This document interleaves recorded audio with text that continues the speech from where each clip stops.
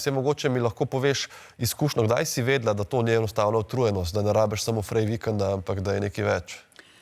Jaz sem najprej mislila, da rabim samo par dni na off in sem si jih tudi vzela.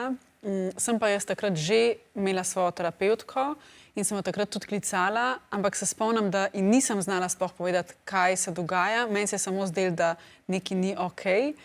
In sem šla potem k njej in sem ji opisala simptome in fizične in duševne, kako se počutim, in me je ona takrat prva opozorila, da se ji zdi, da gre to mogoče v smeri izgorelosti. In jaz prva se mi je zdelo, da ne, da pretirava, da okej, bom mogoče poskusila malo manj delati. Pol je bil pa pri meni en tak zelo težak in intenziven panični napad in po tem paničnem napadu